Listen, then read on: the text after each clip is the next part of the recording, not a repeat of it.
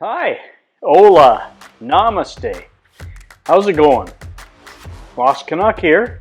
Hey, and I got my cooking hat on today. That only means one thing. We're going to be doing some cooking. We're going to take these spare ribs and turn them into these. Okay, roll that intro.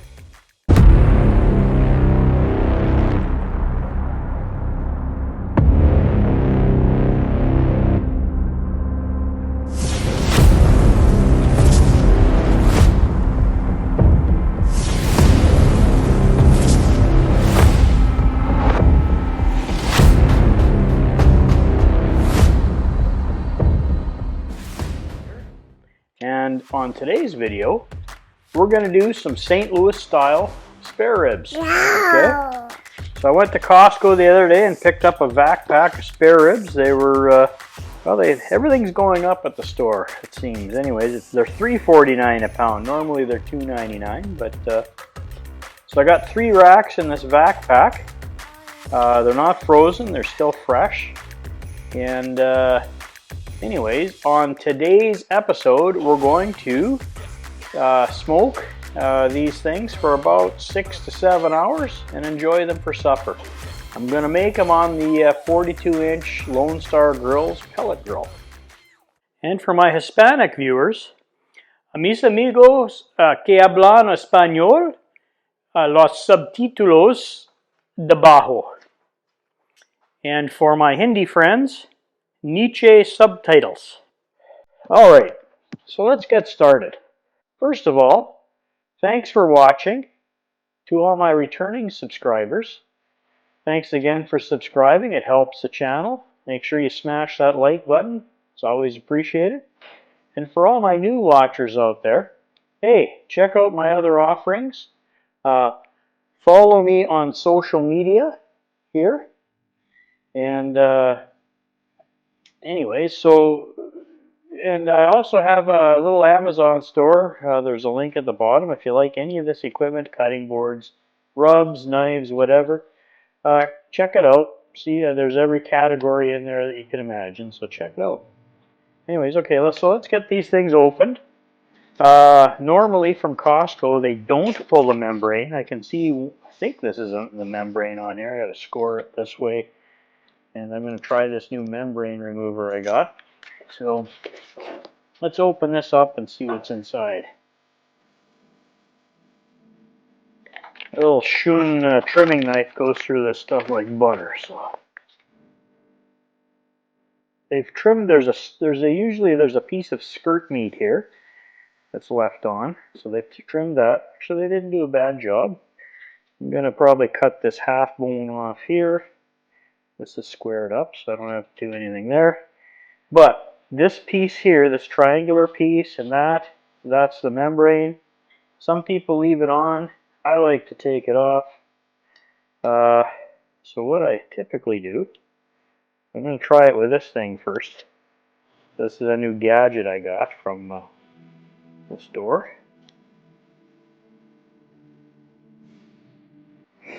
It's probably easier just using my fingers. But see, what I typically do is use a butter knife. Just like that. Then you turn it sideways.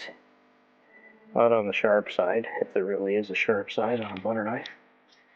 You can see that. Okay?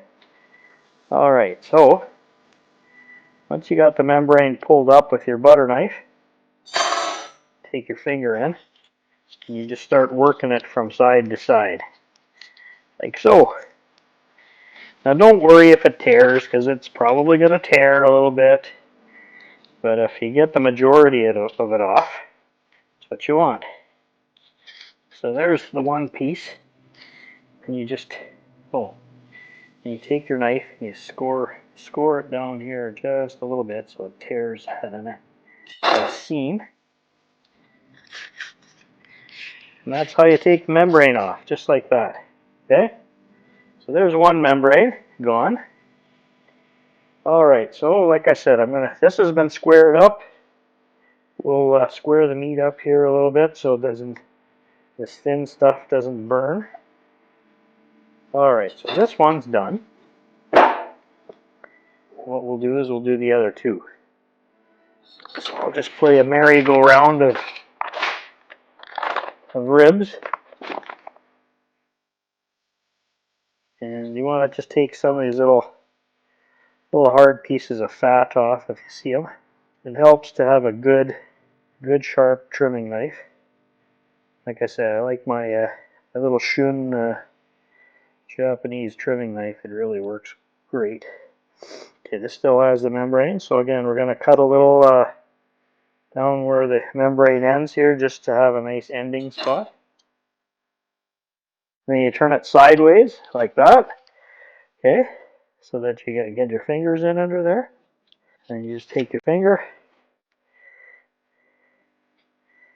and it's a really slippery thing, so sometimes you got to use a paper towel to grab onto it.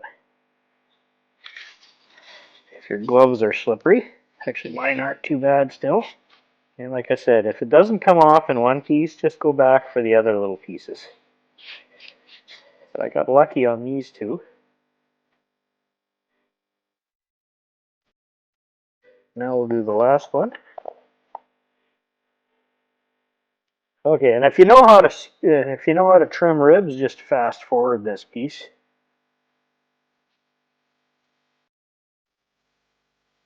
And then take your butter knife, turn it 90 degrees. Helps rip the membrane up a little bit. Just like that. Basically, you're making a path for your finger to go through. And trim them. This one here needs a little trimming. This area is super thin. Yeah, you want to make sure they're nice and squared. Those are the trimmings. We've got the ribs all trimmed. Now we're gonna put some binder and some seasonings on. Okay. And for binder, what I like to use is W sauce. It goes on pretty much anything. And you don't need much binder on these. This is W sauce. You see the W sauce? Whoop, ooh, whoop, ooh. For those of you friends back north, that's an SCTV reference. Dr. Tongue's 3D House of W sauce. Alright, so you just put a little coating like that on there and rub it in. Okay, so we got the binder on the one side. Actually, we got the binder on both sides. And in today's show, I'm going to do Hog Waller by Suckle Busters. That's one of our rubs. So let's put that on. It's a pork rub.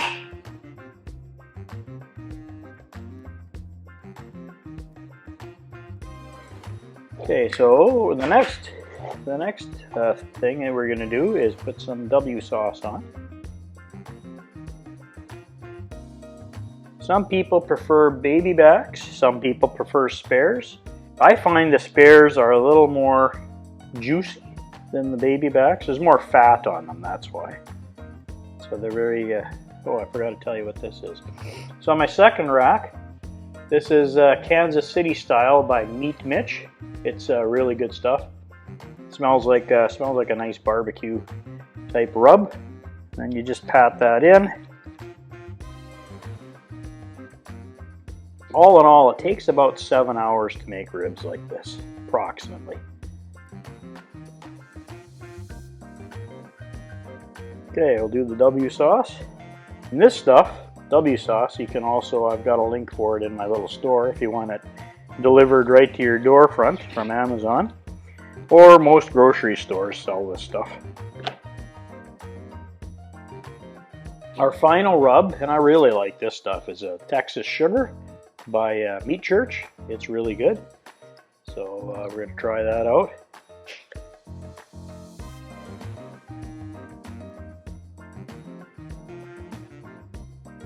We're trimmed, demembraned, and rubbed.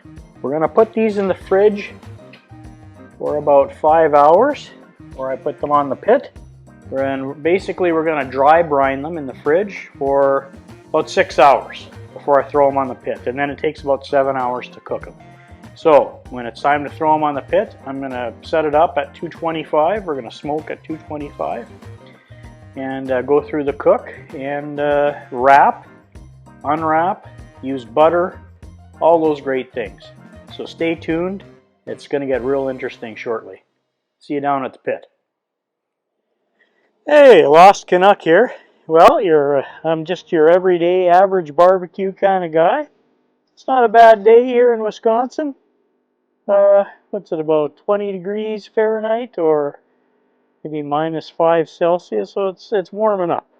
Anyways, got the ribs, they're all sweated out and dry brined in the fridge for a few hours. I got the pit set at 220. Smoke's rolling, so I'm going to throw these in.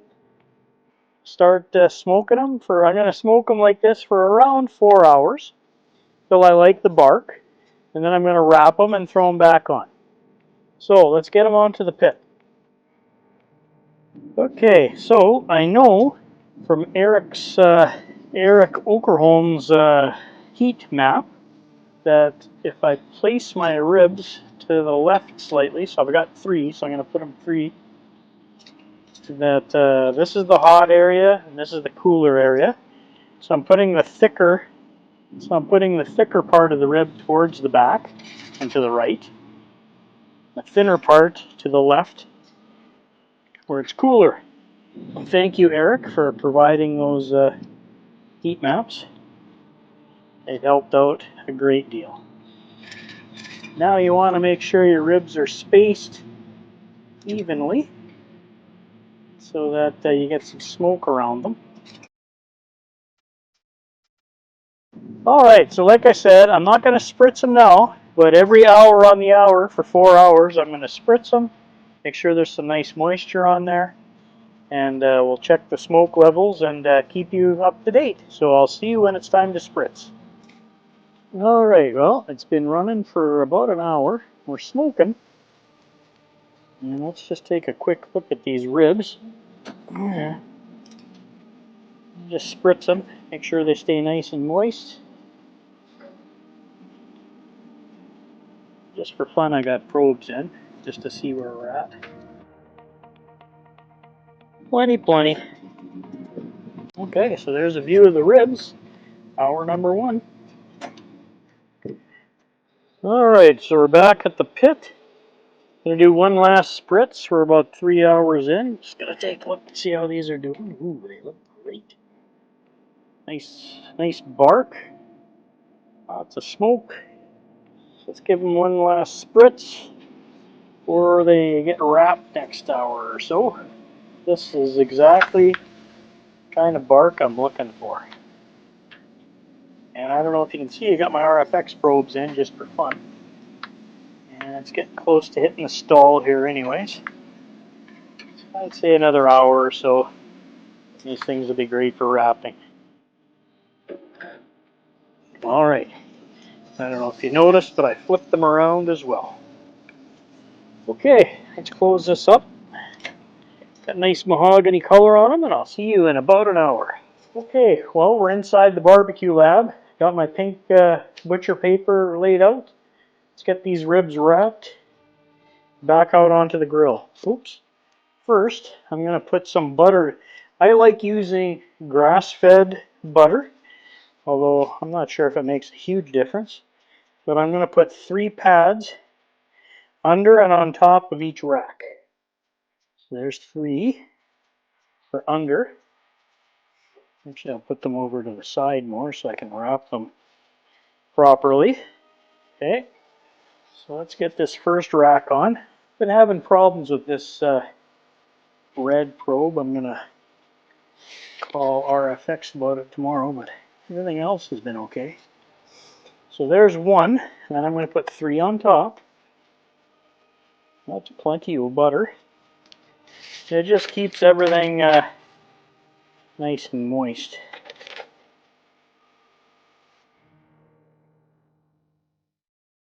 I'll put 3 more pads of butter on. Okay, so there's that one.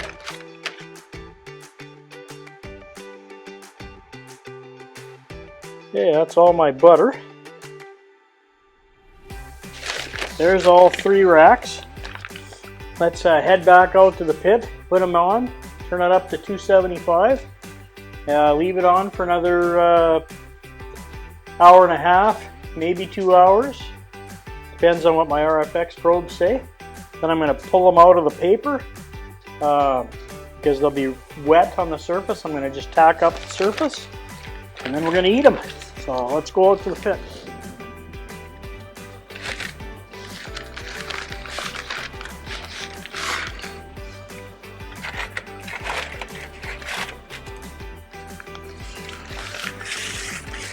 All right. And you can see why I wrapped them. Some of the oil's already come out. So let's close this up. Turn this up to 275. There we go, 275. All right, we'll see you in 2 hours. We're gonna pull them off, unwrap them, and then throw them back on for about an hour, and then we're gonna enjoy them. Lost Canuck out. All right, Lost Canuck here. And well, I've had them, the ribs wrapped for a couple hours now. It's at 275. So we're gonna pull them off, unwrap them, put them back on for about an hour, and then they should be perfect. So let's see what we got here. All right, so we're gonna do them one at a time. Throw some gloves on here.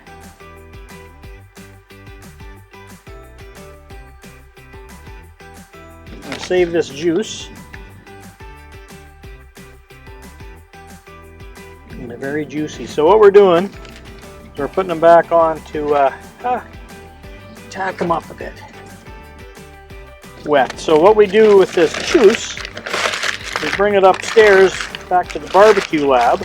We put it on top of the ribs when it's time to cut them. So you can see the meat's pulling back a bit from the bones. The ribs are looking good. I don't know if you can see that. We're just going to set the bark on them now. And then in about an hour, we're going to bring them back upstairs and slice them. I'll see you back at the pit in 1 hour. And then we'll go back up to the barbecue lab, cut them up, taste them, and see how they are. Hey, Lost Canuck. Well, the ribs have been on for an hour, just setting the crust on them.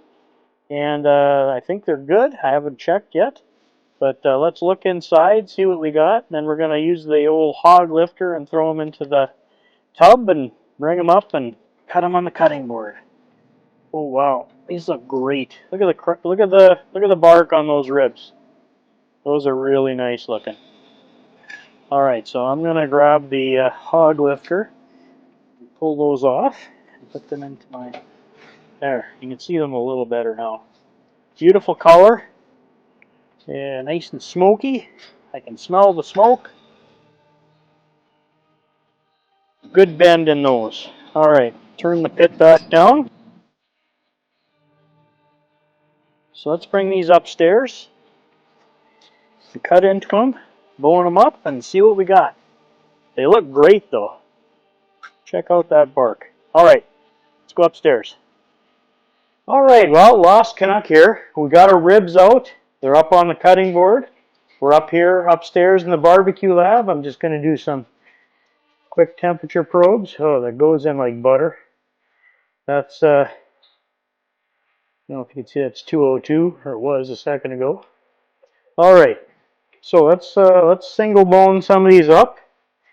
You know, I don't know which one's which anymore. I think the lighter one was the dark. This dark one is the meat Mitch, and I don't know what this other one is, but we'll find out here in a second.